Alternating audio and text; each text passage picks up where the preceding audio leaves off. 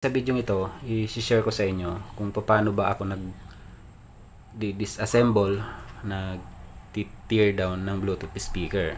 Simpleng tech, honest reviews at easy tutorials dito lang sa Boboy Vlogs.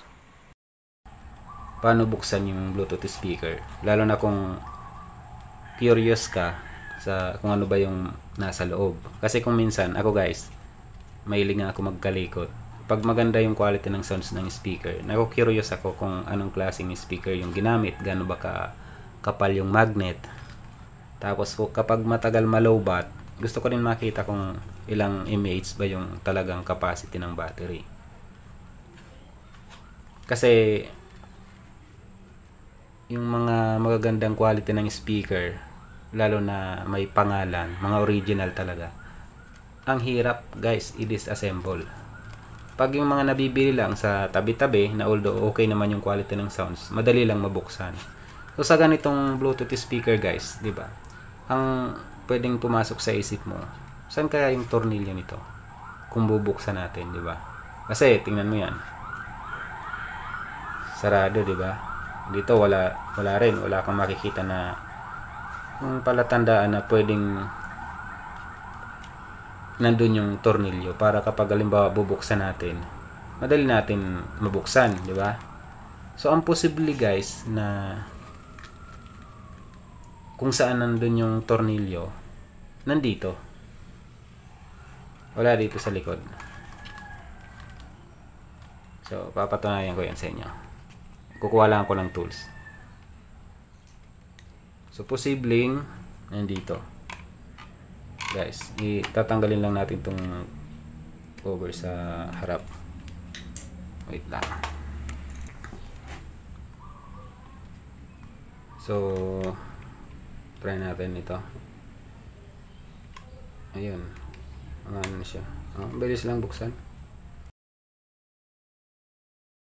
Okay din guys yung quality ng sounds dito.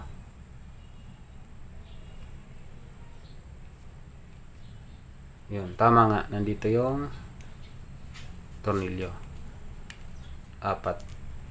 Yun yung pinaka-speaker nya. So bubuksan ko yan. Gusto kong makita yung piyesa sa loob, tapos yung battery.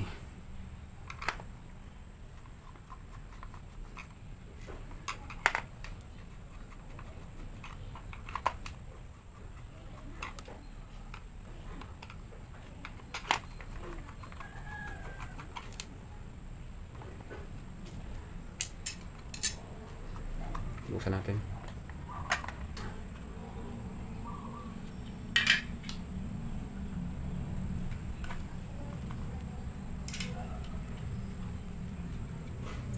Yan mo guys, oh.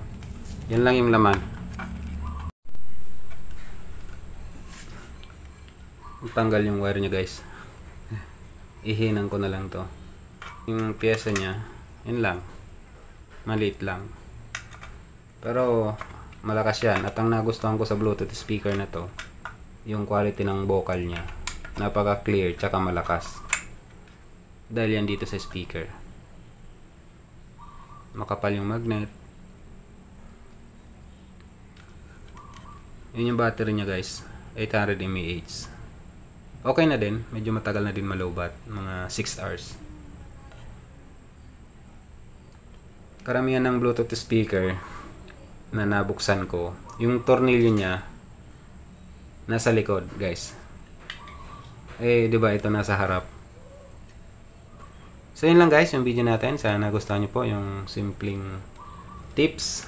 Kung halimbawa magbubukas kayo, magti-tear down, disassemble ng Bluetooth speaker, hanapin nyo lang yung posibleng kung saan mo pwedeng mas safe na buksan yung speaker para hindi masira. Karamihan kasi nasa likod eh. Ito, nasa harap. Alam ba, ganyan, di ba kanina? Hindi mo papansin kasi nga, lapat na lapat. You know, di ba? Eh kung iisipin mo, saan nga ba pwedeng nakalagay yung tornilyo dito? Wala naman dyan, sa likod. Naisip ko, nandito sa harap. Tatakpan lang nito. So sa mga hindi pa po nakasubscribe, sana po mag-subscribe po kayo sa aking munting channel at salamat po sa inyong walang sawang panonood.